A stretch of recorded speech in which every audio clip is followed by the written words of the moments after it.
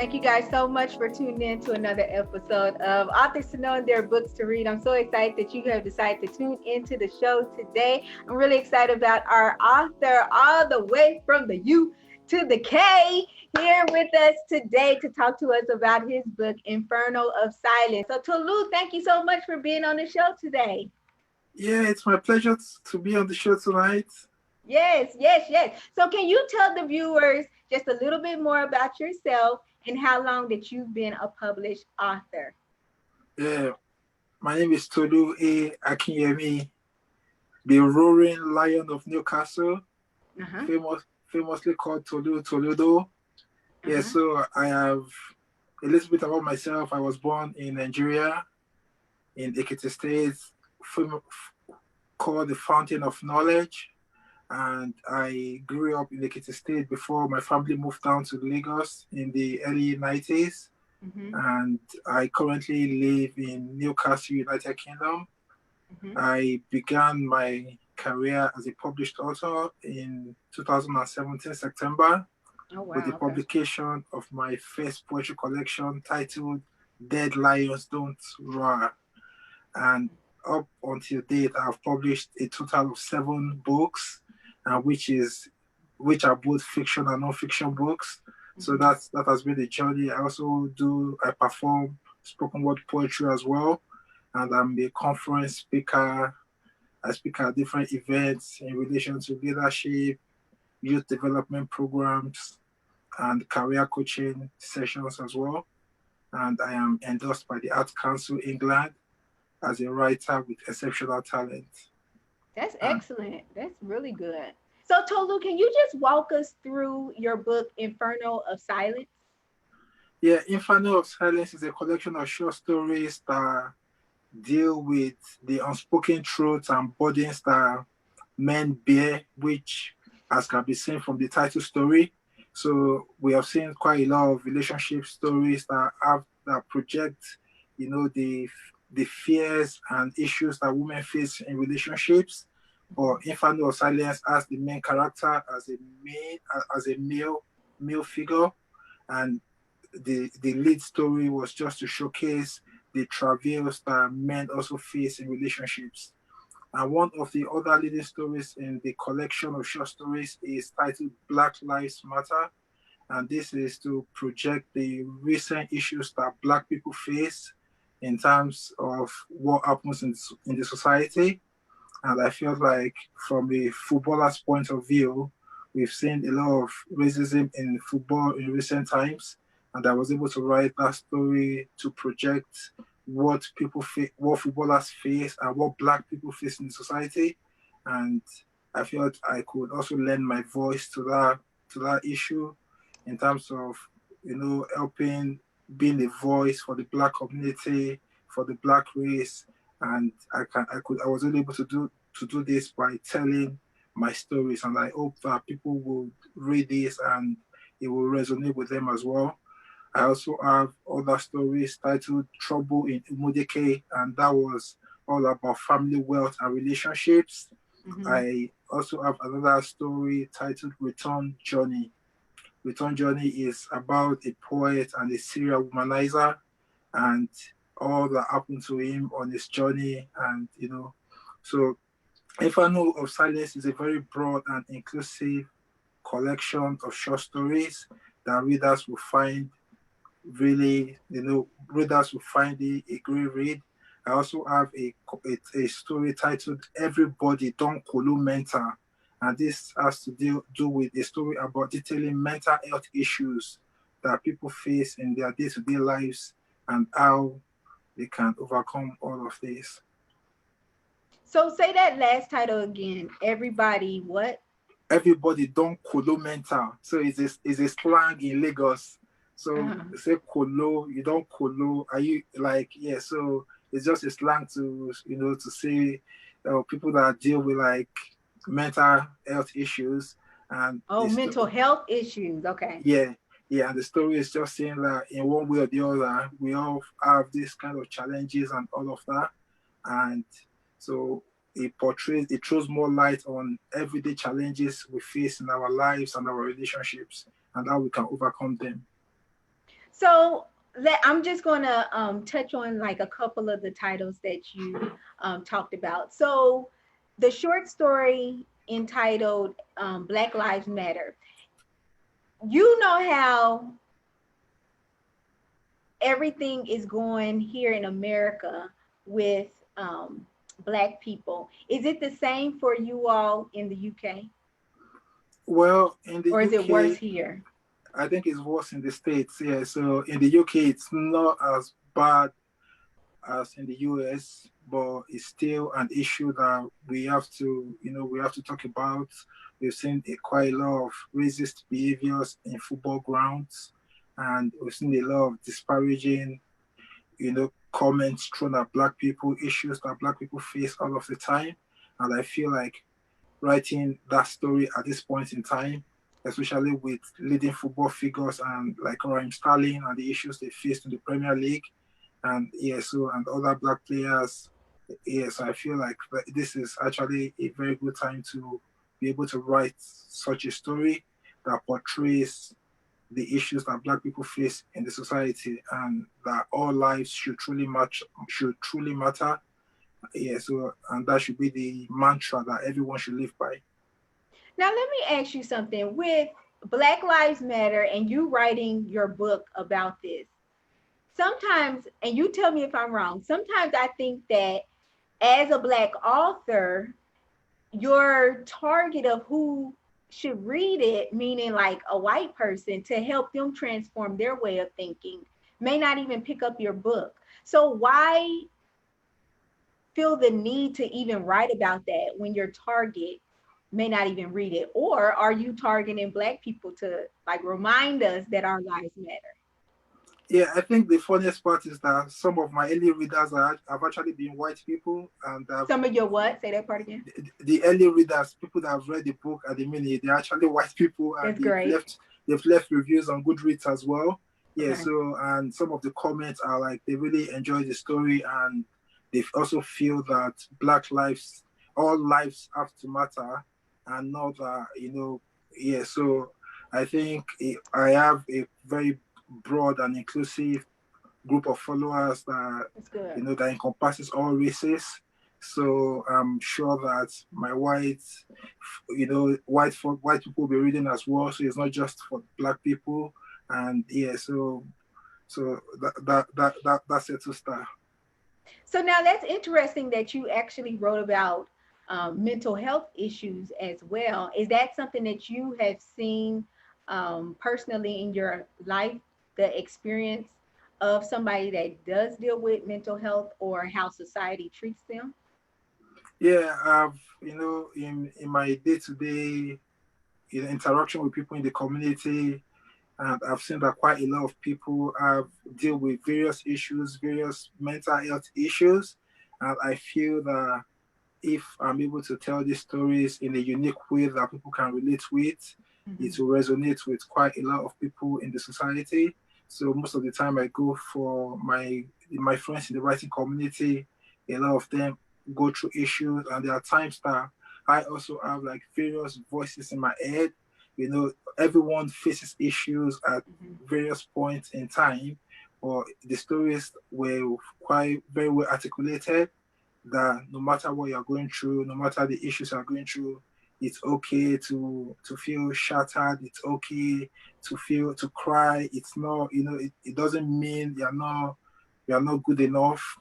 But we can always let those high walls down and live our best life possible, irrespective of the day-to-day struggles and the challenges that we face. And so when you write about these different topics, do you write it as third person, like it's a character? Yeah, so I write my stories both in the first person and the third person. Okay. So yeah, so it depends on the story. Yeah, so in the book, I think I wrote a couple of stories as the first person character, and I wrote some other stories as the third person character. Okay. So now everybody likes a good story about a relationship. And I know that you touched on a couple of relationships in the book. Talk to us about the short story about the relationship. Yeah, so the short story on the relationship, which is the title story, is titled Inferno of Silence, Mm-hmm. and it deals mainly with most times in society, in marriages, men go through quite a lot of issues, but they don't really talk about it. And because we men use masculinity to shield their pain, they don't want to talk to people. They don't want to feel like they are not in control. They are weak. So, but most times we hear about women going through issues in relationships and how they go through, how they endure abusive relationships. But the truth is that men also face quite a lot. And this book, the story actually portrays that men also face issues, and so that was the title story, Inferno of Silence, and a smooth relationship at the start, and how it relapsed into, yeah. So, but to get the full gist, viewers, you get the book, and yeah, Mm-hmm. yeah. But a lot of burden that men bear in the relationship, but so this book does justice to that, and the story did a fantastic job to like articulate issues that men face in relationships. So your point, I guess your goal in writing that short story is to help us as women have a better understanding of you all's perspective of why you do certain things. Yeah, so the aim of the short story is to also project that all the time we talk about issues that women face in their relationships as well, that Mm-hmm. men also go through pain, men go through issues even though they may not be able to tell these stories. So Mm-hmm. what I did was I was able to articulate a very nice work of fiction to tell a story about a guy who started in a beautiful relationship Mm-hmm. before everything turned south. Yeah, so and also for women to be able to understand when to, if that to for women to know the signs, if you're abusing your man, or where how to put a Mm-hmm. limit to it, and yeah, so that's the aim of the short story collection. So now it was another it's another short story. I want to say you said the guy was promiscuous. Yeah, Okay, yeah. talk to us about that one. So Cause that he sound like a dirty dog. one. I don't like him already. So that story was about it's titled Return Journey, Mhm. and it was about a poet, a serial womanizer, and entrepreneur as well, and how he started his journey, and from being, from upping from, you know, I won't be giving out the full gist anyway, but the main theme about the story was this guy was doing well. He was a poet. He was good looking, and he had a lot of women around his life, and you know, and at the end of the day, something really, really, will I say, good happened to him.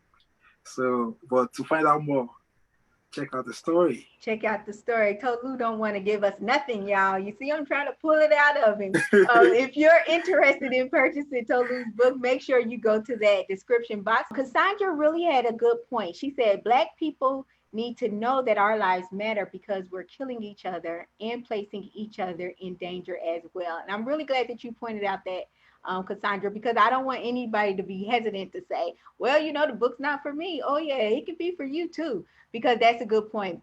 Every day that we live, we need to know that we are valued. And then I think that that also helps us to show value towards other people as well. So, with these short stories, are any of them reflective of your life? They are all work of fiction, so none of them is reflective of my life. So Mhm. it all came from my imaginations, and Got you. yeah. Okay. So now, why did you decide to write these stories as short stories as opposed to just writing a fiction book with all of the characters in it at once?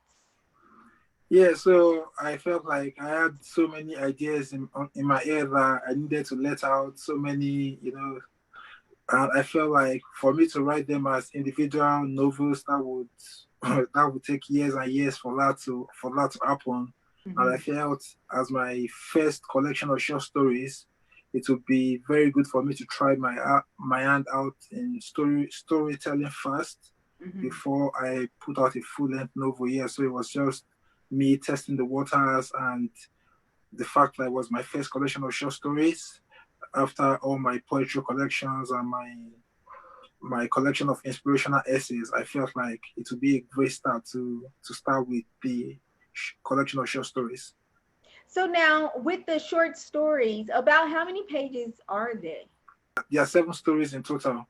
Oh, that I bet you that's good. Y'all, I'm telling you, Yeah. y'all should get this book.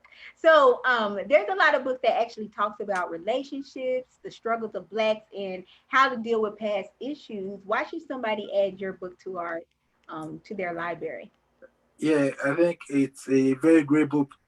It's a very good book because it's very broad and inclusive. There was also another story that I didn't mention before. It's titled Blinded by Silence.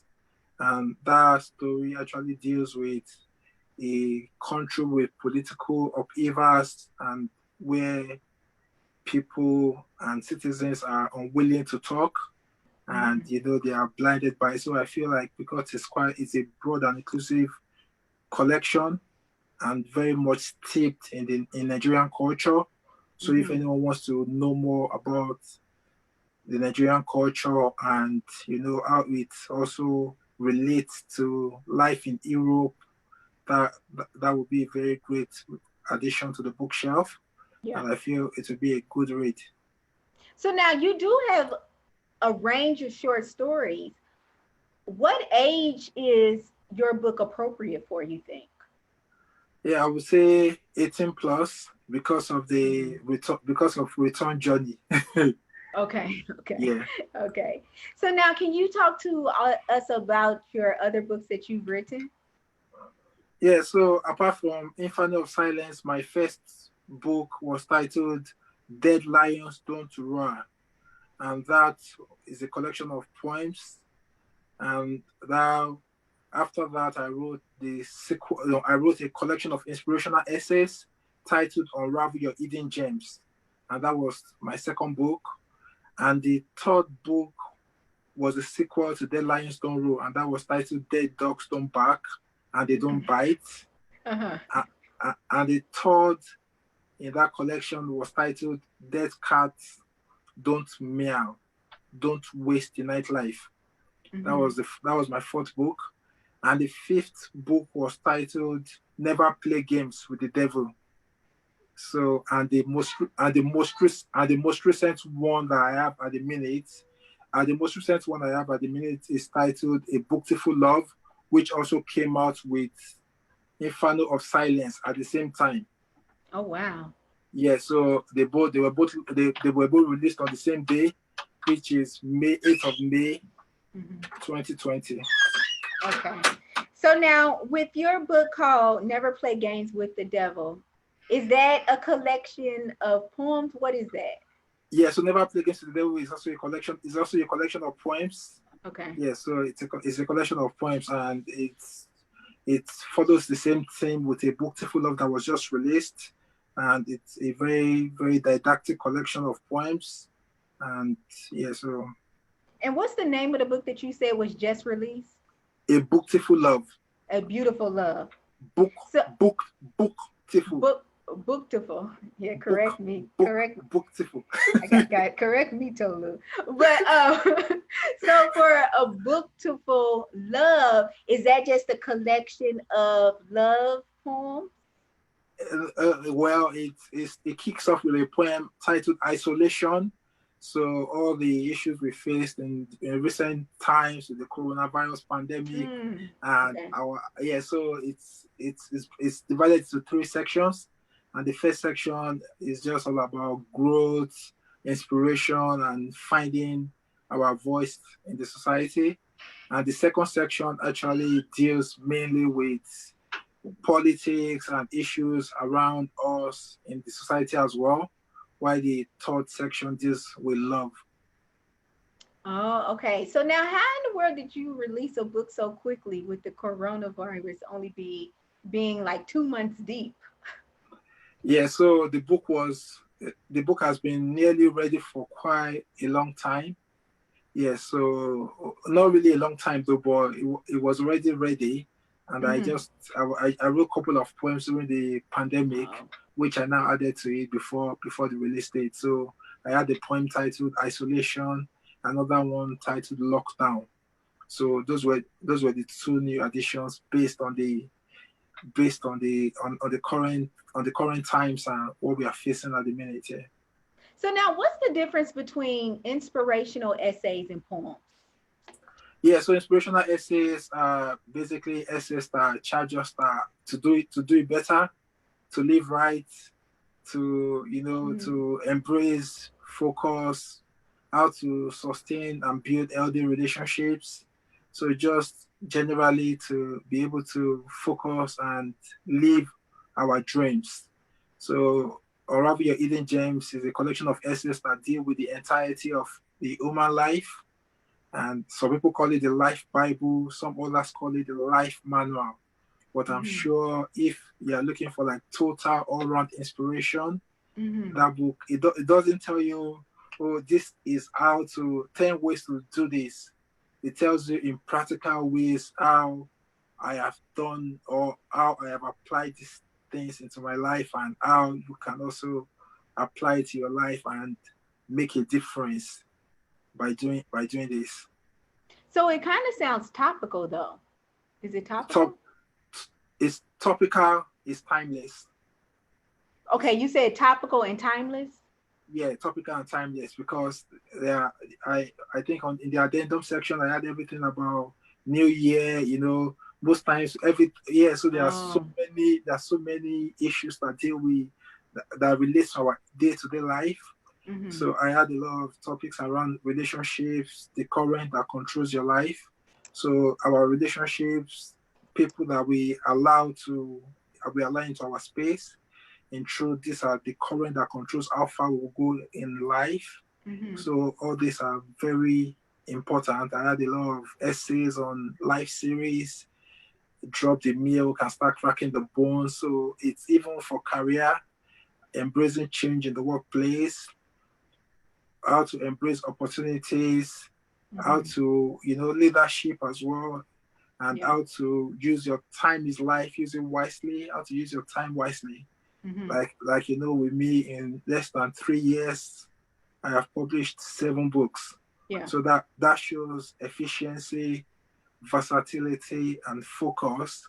And for everyone to be able to do that, then you need to either unravel your hidden gems or read from those who have unraveled their own hidden gems, and how you can, those principles, how you can apply it to your life to get the best results. Definitely. So now, let me ask you this because you're married, correct? Yes, I'm married there. Now, do you have any kids? Yes, I have 2 kids. How do you juggle all of that?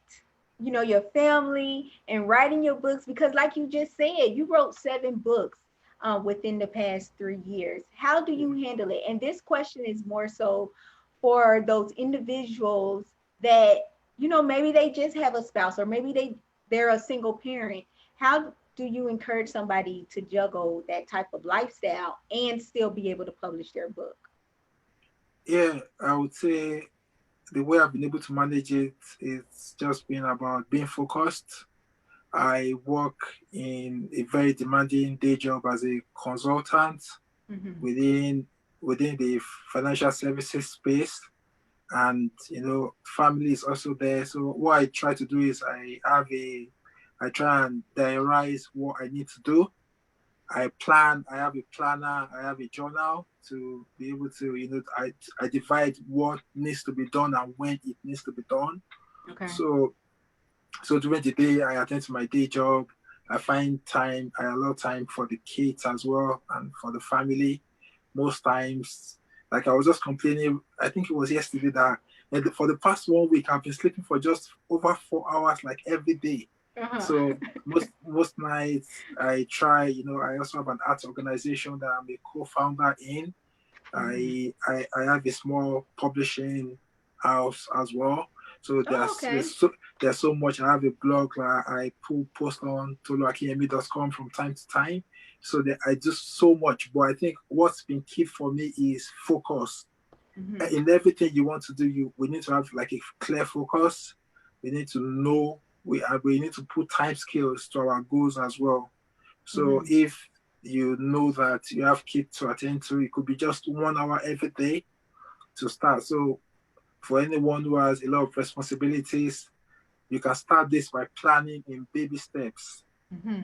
So 1 hour every day for a start, put that aside, maybe when the kids are in bed, or you can use that to write. So from there, it becomes an habit. And once it becomes a perpetual habit, then it becomes like a part of you in the long run.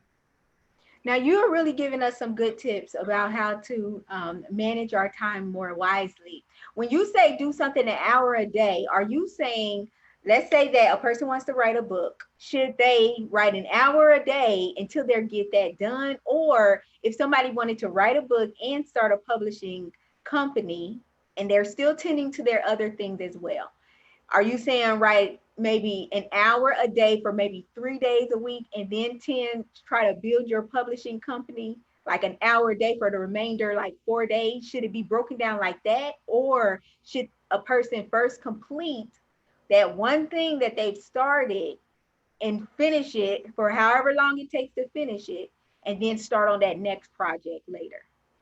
Yeah, I think it depends on individuals. That's what I would say. If you can deal with like having various projects at the same time Mm-hmm. and working towards those set goals without derailing all of the projects, then that would be a good thing to do. Mm-hmm. But for me personally, I work on so many projects at the same time. So I will for yeah, so it's all about individual choices. There are Mm-hmm. times I may write maybe for a full day or maybe on the weekend, and there are weeks and days I won't be writing.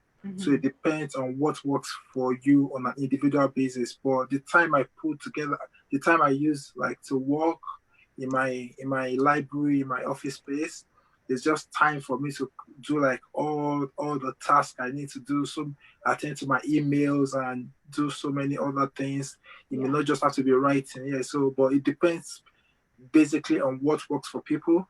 So I Mm-hmm. won't be saying, oh, do it this way or do it that way, because everyone has like a set pattern they work towards. But for anyone struggling, Yeah. you may start with like putting 1 hour aside every day. It could be 30 minutes, it could be 2 hours, depending on, yeah, just those baby steps. Even Mm-hmm. if it's 10 minutes and you know in those 10 minutes you've achieved something worthwhile, then it's something to really, that could really help in helping us to like build our dreams and taking ownership of our future. Yeah, yeah, that's good. And thank you for just telling us and teaching us what works for you. Because I love having authors tell us different things just because, like you said, everybody is different. So Yeah, what works from one person may not work for the next sure. person, but at least they have an opportunity to know different ways of accomplishing something and at least trying it out. If it don't work, that's fine. Move on to the next tip and try Yeah, that one out yeah, as sure. well. So, Tolu, I know that you actually live in the UK, and we've shared that with our viewers. Do you ever come to the States to promote your books or do speaking engagements? Yeah, at the minute, no, but I have plans for that in the future. Yeah, Mm-hmm. so I've not been to the States to promote my books yet, but I've been promoting my books like through various interviews, and yeah, so I've had over so many interviews in the States, Yeah. which has been, yeah. So, but apart from that, I've not been to the States for book promotion purposes yet. Well, we'll definitely be looking out for you, and we welcome here. We welcome you to the States. Yeah, I'll be looking forward to it definitely. Yes. So, do you have any upcoming projects or books that you're currently working on that you would like to share with us, or would you rather just reveal it at a different time? Yeah, at a different time. This time I'm still So enjoying. it's so secretive.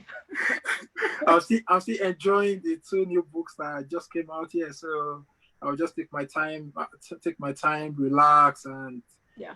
push the books as far as possible, and just take a break. Take a break for now. before the next thing, the next project comes up again. Yeah, so that's the plan for now. So now, why did you even want to test out the waters for short stories? Yeah, so being my first collection of stories, and yeah, I've been writing poetry. I have 5 poetry collections, a Mm-hmm. collection of inspirational essays. So I want to see like the reception of the short stories.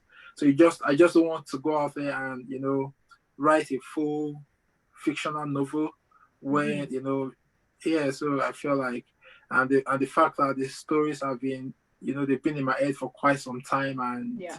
I felt like, oh, this is a good time to like put this out there. Mm-hmm. So I felt starting with a collection of short stories will do the magic. And if I want to write a full-length novel in the future, then I know I've already I'm a good place. I'm in a good place to get that out there. Yeah. So now, with your short stories in Inferno of Silence, were there any characters that you wanted to really like expand? Because I think that would be so cool, especially with like the womanizer, just to see how his life flows. The whole gambit of like why how he became that type of person and stuff like that. Yeah. So yeah, I had so many characters I felt like I needed to like expand to talk more Mm-hmm. about, but for some, I did expand the stories, and for some, I just felt like I didn't really need to, break it down in depthly. Yeah, so Mm-hmm. it worked both ways because there were so many stories in there. So I had a couple of stories whereby, and I had some characters I really liked, and I felt, I still really like them. I'm in love with them. And Mm-hmm. every time I open the book to read, and I feel like I'm drawn to them, and I'm so attracted to them. Yeah, Yeah. so I have characters I really love, and I know like if you wake me up in the night, I will tell you their names. Yeah. So, Cassandra asks, do you self-publish all of your books? Yes, I self-publish my all my books, and the plan this year also is to publish other authors through my publishing imprint. Yeah, so for now, all books are self-published. Are you currently accepting authors or is that further down the road? Yeah, further down the road, and I'll be putting that out shortly. Yeah, Okay. for invitation for submissions, but that will be further down the road. Yeah, later in the summer. Okay, okay. Well, summer is right around the corner. So you Yeah. all, one great thing that you should do now is go to that description box and follow Tolu on his social media handle so that you'll be notified when he does start accepting publishers as well. Cassandra asked a question.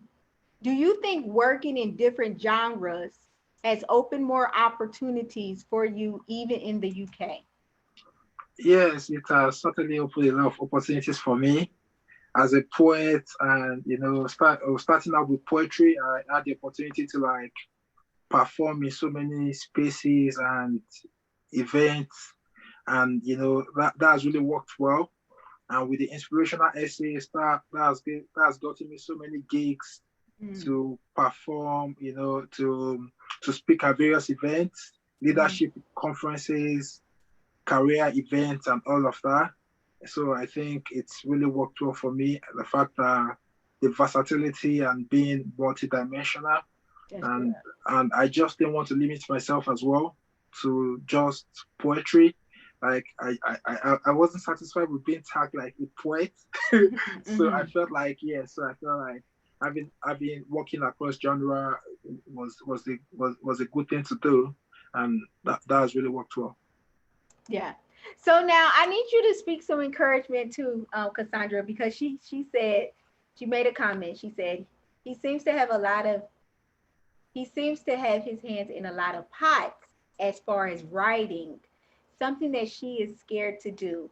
What would you say to that individual who is a writer, who is kind of afraid or hesitant to do different projects like that? Yeah, what I would tell you is that do it afraid, do it. Don't be scared to live your dreams. I know there are times as authors we are very vulnerable as writers. We feel vulnerable. We feel we are not in control. But have a clear focus, be consistent in whatever you want to do, set goals, but set goals that are achievable goals. Mm-hmm. So if you start by setting like goals that you know that you can work towards and achieve, I think that would do a lot of good. And also I think it's important that we're in control of what happens within our space, the words that we speak, the words we allow people speak to us, and all of that. I think we're also in control of that. Mm-hmm. And I think what we need to develop is mastery over our lives. No matter the times, it's okay to feel, to have that fear, to have nerves. It's okay to feel vulnerable, to feel weak. But Mm-hmm. in spite of it all, always know that you can make it happen. Definitely. And that is just words to live by. You know, do it through the fear. That's what you have to do. So I know that you spoke to us a little bit about your speaking engagements. What type of topics do you enjoy speaking about? Yeah, so I speak a lot about developing your inner talent. Mm. I speak a lot about career development as well. I speak a lot also about finding your unique role. So, like my Facebook says, dead lions don't roll. So I remember speaking at the Northeast Expo on dead lions don't roll, finding your inner talent, and that was to Mm-hmm. business leaders.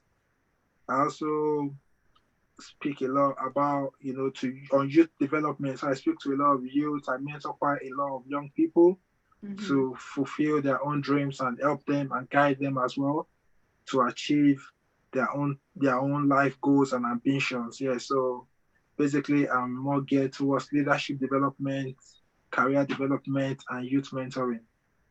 So, have you ever been fearful of speaking in front of people? I know that you do spoken word and things like that, but are you ever nervous about doing it? Yeah, it depends. There is no matter the experience and all of that. There are times that you get up the stage, the nerves may come, but what I try to do most of the time is to let people, can I have a loud roar like a lion? Everybody roars, so Mhm. just have like an icebreaker, let the crowd, let them draw towards you, and that would really work magic. So Mhm. I think, there are times I don't have any nerves, and there are times that the nerves comes, but I try and use an icebreaker to get the crowd going and to bring them to my side.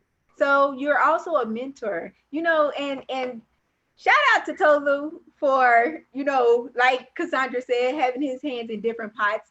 Um, what type of individuals do you mentor? Well, no, no, no, I don't discriminate. Okay. So basically, I mentor everyone that like people that reach out to me, especially young people. Okay. In the past in the UK, I was an inclusion mentor in in St. Mary's High School. So I was an inclusion mentor to young people, especially exceptionally brilliant students that were disadvantaged. But right Hmm. now, I mentor quite a lot of aspiring authors, young Okay. writers, and people that really, really want to find their own imprint in life. They want to fashion a good life for themselves. So I Hmm. try and help them to like find the right path and talk to them from time to time, chat them up on WhatsApp, call them, check up on them, and inspire them also to live their own dreams. So now, what is an inclusion mentor? What is that? Yeah, so inclusion mentoring are for students that actually are at the risk of getting excluded from school. So I use as in my role as an inclusion mentor, all I did then was to help them to see the value of higher education and to Hmm. see that education really makes a difference. So as an inclusion mentor, my role was just to mentor them to bring them back into the system and not let them for them to see that being transy and all of those vices Hmm. is not going to help you to achieve your educational goals. So that was what I did as an inclusion mentor. So now, because we are in, isolation mode and we're dealing with COVID, a lot of organizations are looking for virtual speakers and things like that. Do you offer your services virtually as well? Yeah, so I've spoken on quite a lot of for online forums during this coronavirus pandemic period. Hmm. But when I'm not speaking, I'm just at my, I'm in my office just working and flipping through the files, Yeah. working on my backlogs and yeah, all of that. Yeah. So but so I'm always available to like speak, to mentor young people and all of that. I've had a lot of live sessions during these times. Yeah. Yeah, so now make sure you connect with him via social media as well. So, Tolu, I really do appreciate you for being on the show so we could have a better understanding of your book as well as the other collection that you have written as well. Make sure you all click on that link that's in the description box next to the dollar sign so you can actually read the book summary of his book, Inferno of Silence, as well as you can see the other books that he has written as well. If you are somebody that's over the speaking engagements, or you have somebody that needs to be mentored, or if you're an up and coming author and you want help in the process, make sure you also reach out to Tolu as well. I thank you all as the viewers for just taking time to watch another episode of Authors to Know and Their Books to Read. I hope you guys have a great remainder of the day, and we will talk to you all later. Bye bye.